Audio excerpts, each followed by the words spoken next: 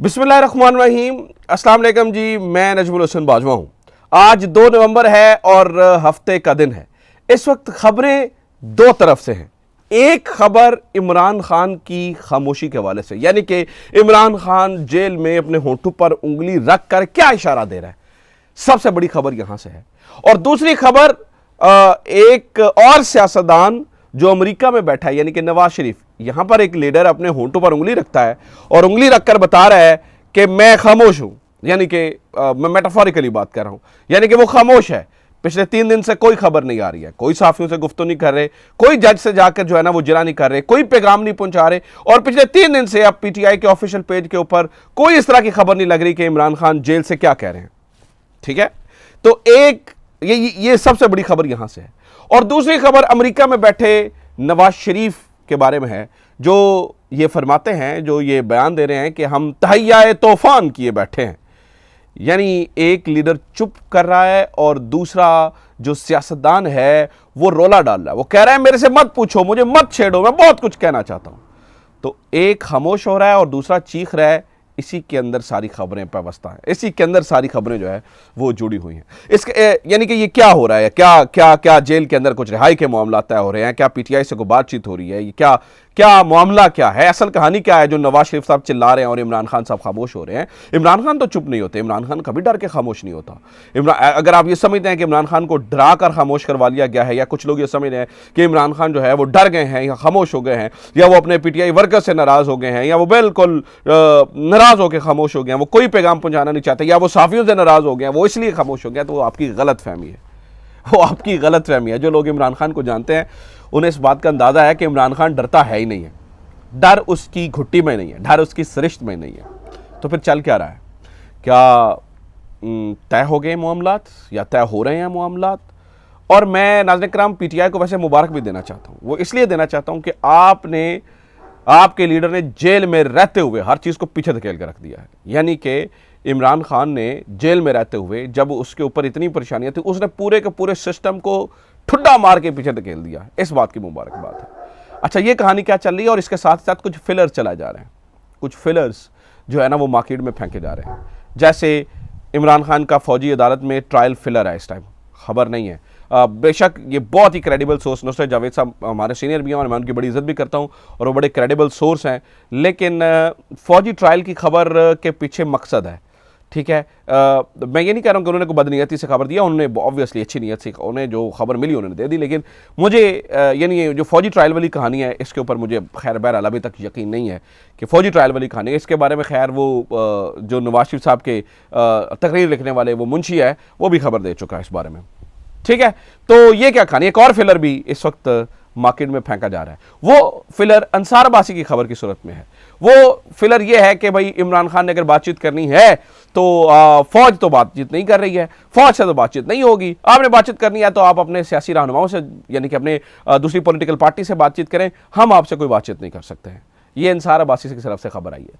तो धुआं है, इस धुएं में असल मामला मैंने आपको बता दिया, ये दो इमरान खान की खामोशी और नवाज शरीफ का चलाना, असल मामला ये है, बाकी सारा कुछ फिलर है। इसी के ऊपर मैं जरा कुछ तफसीलात आपके सामने रख देता हूं कि अंदर खाते क्या चल रहा है, अंदर खाते क्या मामला तय पा रहे हैं, क्या हो रहा है, क्या नहीं हो रहा है, क्या किस चीज़ की तवक्को की जा सकती है और किस चीज़ की तवक्को नहीं करनी चाहिए, इसके ऊपर तफसीलन बात होगी। लेकिन सबसे पहले बात करेंगे हम जस्टिस याहिया अफरीदी के बारे में। उन्होंने आज एक और धोबी पटका मारा है। जस्टिस याहिया अफरीदी ने एक और धोबी पटका मारा है, और वो जो रिवर्स करते चले जा रहे हैं आहिस्ता आहिस्ता काजी के सारे काम। आगे बढ़ने से पहले दरखास्त है, चैनल को सब्सक्राइब जरूर कर लीजिए, आपकी सब्सक्रिप्शन बहुत मैटर करती है।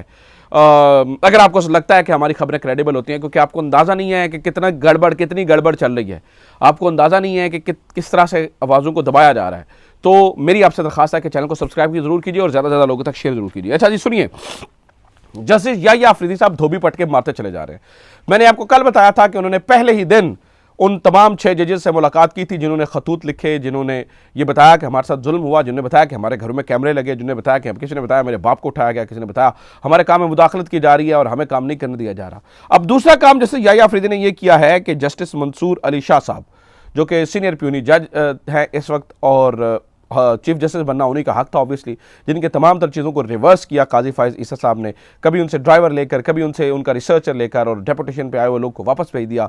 आज नाज़रीन किराम जस्टिस याह्या अफरीदी ने उन तमाम चीज़ों को रिवर्स करना शुरू कर दिया है और मंसूर अली शाह साहब ने के जो रिसर्चर थे सीनियर सिविल जज ज़फ़र इकबाल, मेरे ख्याल से इनका नाम है, ज़फ़र इकबाल समेत तमाम जो तीनों सिविल जजेस जिनको वापस भेजा गया था, जो डेपुटेशन के ऊपर जो आए हुए थे उनको वापस भेज दिया गया था काजी फ़ाइज़ ईसा की जानिब से, सिर्फ और सिर्फ मंसूर अली शाह साहब को तंग करने के लिए उन तमाम सिविल जजेस को वापस बुला लिया गया है। ये खबर इस तरह से अहम है कि जस्टिस याह्या अफरीदी साहब दिन ब दिन ये इशारे देते चले जा रहे हैं, वो ये बताते चले जा रहे हैं, वो ये दिखाते हुए चले जा रहे हैं कि वो मंसूर अली शाह साहब के साथ खड़े हैं और कोई भी ऐसी चीज़। और मैं आपको ये भी बात बता दूं कि सुप्रीम कोर्ट से खबर ये भी है कि 26वीं आईनी तरमीम को फुल कोर्ट बेंच सुन सकता है। अब इसके बारे में ज़्यादा चांसेस पैदा हो गए क्योंकि आज के आज ही लाहौर हाई कोर्ट बार ने हामिद खान के ज़रिए इस 26वीं आईनी तरमीम को सुप्रीम कोर्ट के अंदर चैलेंज कर दिया है।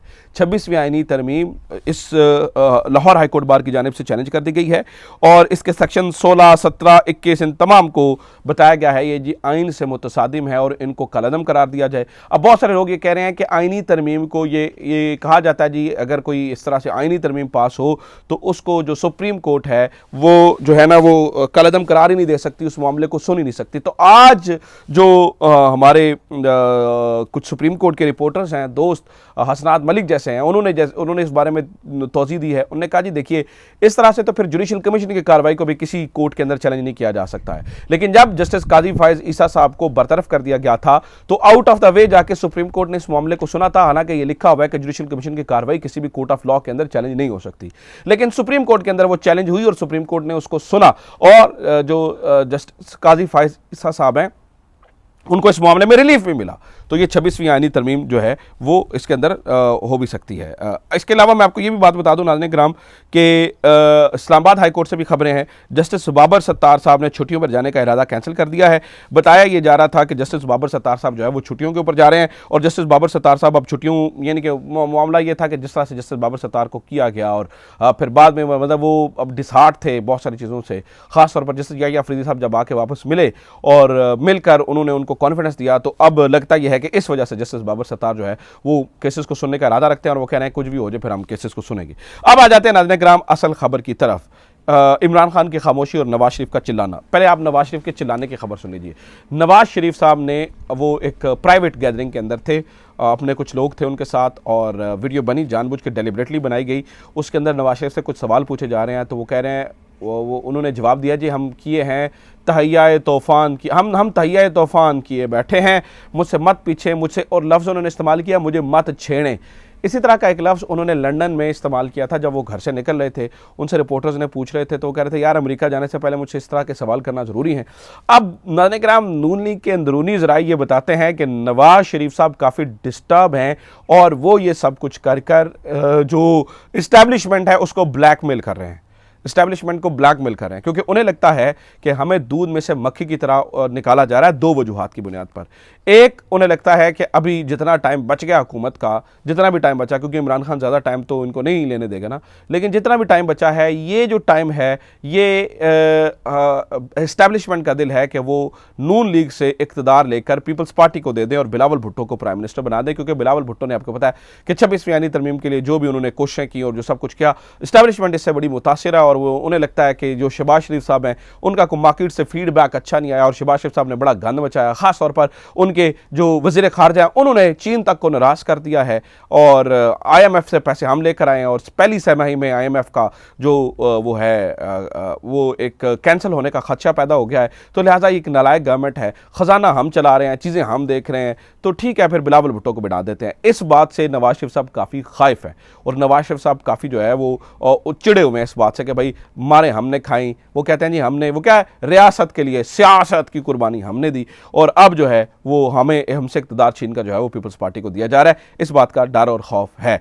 इसलिए वो ब्लैकमेल कर रहे हैं। और दूसरा डर और खौफ ये है, उन्हें ये लगता है कि इस वक्त इस्टेब्लिशमेंट खामोशी से इमरान खान से बातचीत कर रही है। इसके लिए वो दो चार चीज़ों को वो समझते हैं कि गड़बड़ है। एक तो वो समझते हैं कि बुशरा बीबी का रिहा हो जाना, रिहा होकर आज़ादाना घूमना, उनका पेशावर चले जाना, आराम से लाहौर आना, लाहौर से फिर इस्लामाबाद चले जाना, अटक जेल में जाकर वो पेशी भी अटेंड कर लेना और खामोशी से चीज़ें हो जाना और इस्टेब्लिशमेंट का खामोश होना वो समझते हैं कि इतनी आज़ादी जो है वो जो बुशरा बीबी को मिली हुई है, इसके पीछे ये है कि वो को बातचीत चल रही है। इस टाइम जो एस्टैब्लिशमेंट की बातें आ रही हैं ना, जैसे कि इंसार अब्बासी साहब की खबर, वो ये कह रहे हैं जी जो भी बातचीत करनी है आपने गवर्नमेंट से करें और उन्हीं से रिलीफ मिलेगा। आप ये बात जहन में रखिएगा कि ये फिलर इस वक्त नून लीग को मुतमईन करने के लिए, नून लीग को इस बात का पता है कि एस्टैब्लिशमेंट ऊपर से जो दिल बयान देती हो, अंदर से जब उन्हें बातचीत करनी होती है तो वो बातचीत शुरू कर देते हैं। आपको याद होगा कि जब ख्वाजा आसिफ कह रहे थे जी इमरान खान की गवर्नमेंट घर भेजने के लिए वो हमसे तैयार थे, उधर से वो पुलवामा नहीं वो हो रहा था,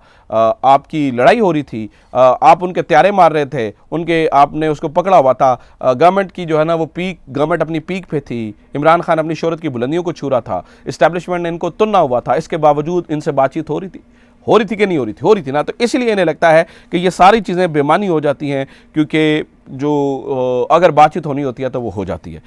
लिहाजा इमरान खान की खामोशी भी इस चीज़ के बारे में जो है ना वो इशारा दे रही है कि एस्टैब्लिशमेंट से नहीं तो वो कुछ ना कुछ तो इमरान खान को लगा है कि उनके लिए बेहतरी हो रही है। हो सकता है वो ट्रंप इलेक्शन तक खामोश हो गए हो सकता है कि एस्टैब्लिशमेंट से उनसे बाकायदा बातचीत शुरू की हो, क्योंकि ये बात तय है कि 3 बार इससे पहले भी एस्टैब्लिशमेंट उनसे बातचीत करने का इरादा रखती थी और वो करना चाहती थी, लेकिन इमरान खान ने हमेशा कहा कि बातचीत हो सकती है, इसमें कोई मसला नहीं है कि बातचीत नहीं हो सकती, लेकिन बातचीत होगी मेरी टर्म्स के ऊपर, हमारी टर्म्स के ऊपर, आपकी टर्म्स के ऊपर बातचीत नहीं होगी। तो लगता यह है कि इस दफा एस्टैब्लिशमेंट जो है वो इमरान खान की टर्म्स पर बात करने के लिए तैयार है। वजह ट्रंप इलेक्शन, वजह अमेरिकन इलेक्शन। और अगर ट्रंप आ जाता है 5 नवंबर को, वो जो कि नज़र आ रहा है कि वो आ जाएगा, अगर ट्रंप आ जाता है तो ये तहरीक इंसाफ के लिए आप समझिए कि ठंडी हवा के झोंके के मुतरादिफ होगा।